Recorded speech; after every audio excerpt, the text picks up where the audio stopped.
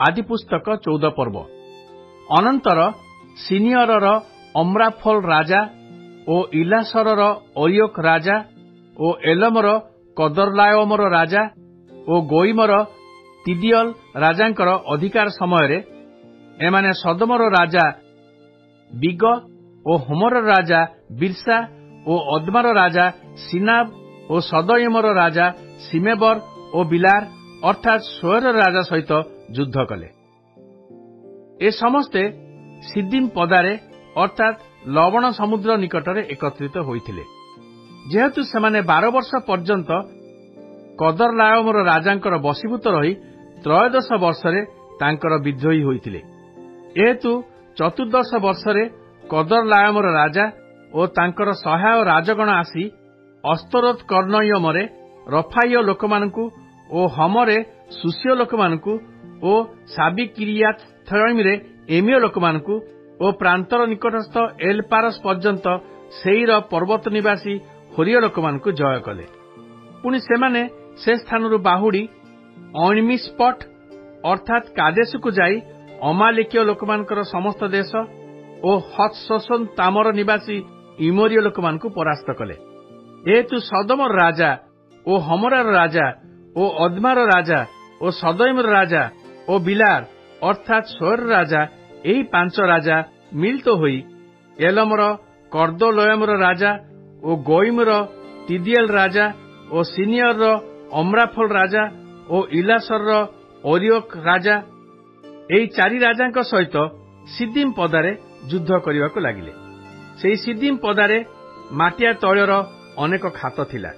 सदम ओ हमरार राजगण पलाई जाऊ जाऊ तही मध्यरे पड़िले। पुनि जो माने अवशिष्ट रहिले सेमाने पर्वत को पलाई गले। ए निमंते सेमाने सदम ओ हमरार समस्त संपत्ति ओ भक्ष्य द्रव्य लुटि नहीं प्रस्थान कले। पुनि अब्राहमकर पुत्रा सदम निवासी लोटंकु ओ तांकर समस्त संपत्ति नहीं चलीगले। सेतेबेले जड़े पलातक एब्रिय अब्राम को समाचार देला। सेही समय अब्राम इस्कोलर ओ आनेरर भ्राता इमोरिय मम्रीर अलोन वृक्ष मले बास करुथिले। पुनि सेमाने अब्रामकर सहाय थिले। सेतेबेले अब्राम अपना ज्ञाति धरा होई जिबार समाचार सुनिवा मात्रके युद्ध विद्यारे शिक्षित अपना गृहजात 318 जन लोकंकु संगरे घेनी शत्रुगणर पछे पछे दौड़ी दान नगर पर्यंत गले। अनंतर से अपना दास मानकु 2 दल करी रात्रि काल शत्रु मानकु आक्रमण कले।